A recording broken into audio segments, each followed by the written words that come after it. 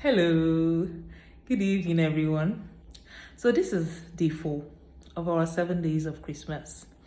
And on day 4, what I think I have benefited from my 30-day marathon coming up and sharing a video with you guys every day for 30 days.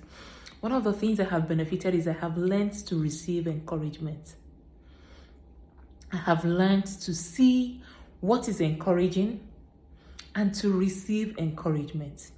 See, a little background story. I'm the kind of person that you tell, well done, you are doing this, and I'm like, what is that? It's nothing. Or you say, you are doing very well. I'm like, what is very well? There are 20-year-olds, ruling their world. What have I done? And so in that way, I am always deflecting anything that kind of encourages me about anything. And as I started doing this, is it that I don't know how to take compliments? Yes. I have a problem. I don't know how to take compliments, and it's not a compliment. Is it that I still expect people to compliment me? Yes. So it's a complex that I don't want to go into now. But one of the things I have been able to learn now is that I am able to see encouragement, see people encourage me, and take it as a token of God encouraging me. Because as I started doing this thing, there were so many things to discourage me. And for somebody who does not take encouragement, I take discouragement. And so when you come to me and say, what kind of rubbish is this? Why do you think people should stop what they are doing to listen to this rubbish? It gets to me. It gets to me very badly. Then when you come to me and say, oh, what a wonderful thing, I say, oh, she's being polite. But one of the things I have started to learn is how to see encouragement and to take it. I'm talking about this. There are 2 stories that come to mind. The first story that comes to my mind is the story of Gideon. God came to Gideon and said to Gideon, "O thou great one, go in this thy might, go and take over the Midianites."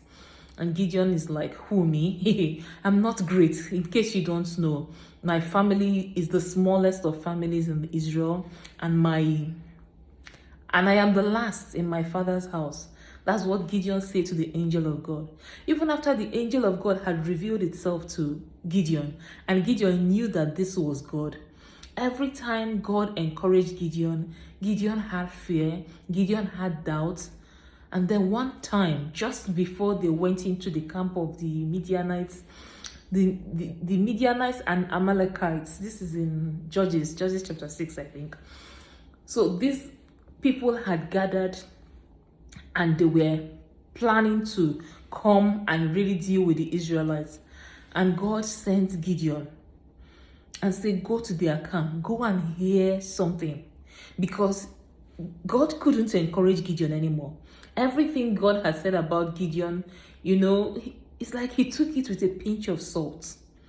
And so when he went to the camp and heard what they were saying about him, that they were saying, oh, it is Gideon, he will conquer the Midianites, he will drive away the Amalekites, he is going to rule the land of Israel. He heard people saying it, and Gideon was encouraged. Gideon ran back home and told them, now I know what to do. He started dishing instructions. Strategy came to him. He understood what he had to do immediately. This is the same Gideon God had been talking to for a long while. Now, that was Gideon. The second story that comes to mind was, I think that was Elijah. Elijah prayed. He was praying for rain, and Elijah was praying, and Elijah sent his servant. Elijah said, go and look at the cloud, right? And tell me when you see, go and look for a sign, go and look for a cloud. And this servant went and kept on coming back and kept on telling him, I don't see anything. The clouds the sky is clear. There is no sign of the rain. Nothing is happening. This servant went 7 times. until he came back and told Elijah, see, I see a small cloud, just a small one, about the size of a fist, just a very small one. And in that sign only, Elijah knew that God had answered.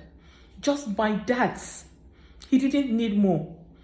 In fact, I believe that while he was sending that guy there, go and look again, he was sending him there just like I would send my son to go to my bag and get me a pen.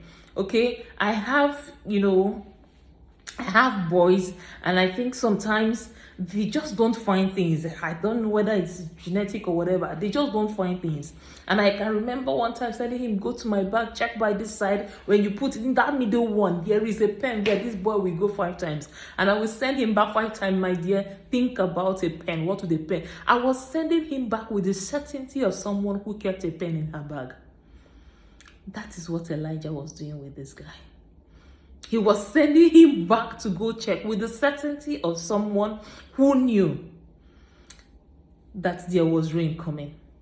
He was just sending him to maybe to know when the rain would come. But if he was sure, he knew that there was a cloud in that sky. And all he needed from this guy was go and confirm for me what I already know. And the guy came back with news. And the moment he came back with that news, Elijah knew it was time. In some level and in some degree, that is how I have learned to take encouragement. That is just how I can compare it. I know for certainty that this is something I must do. I know for a certainty that this is leading me to something great. This is leading me to something that will add up, in manifesting purpose, in manifesting the calling with which I have been called. I know that for a certainty. I have zero doubt concerning that. Yet, as I am trudging through, sometimes I don't find the encouragement, but I am sure that it is there. And so as I embarked on this marathon, as I embarked on pushing myself in this way, I have learned to listen for the small cues of encouragement. I'm no longer waiting to see something big, and I'm going to talk about that in a different lesson, in a different video. But I have learned, it's one thing to learn how to disregard poor comments, but it's another thing, and I think more important, to learn how to hear encouragement from the lips of people, from happenings, from things that are not even being directed to you. And so there have been times when I hear someone say something completely random, which is not even being addressed to me, and I know that God has brought that thing my way, just so that I take encouragement from it.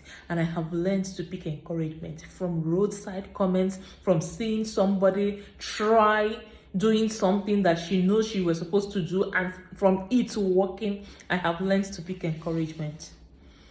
And I think learning how to pick signs, learning how to pick tokens of encouragement, tokens of what I mean by tokens are like,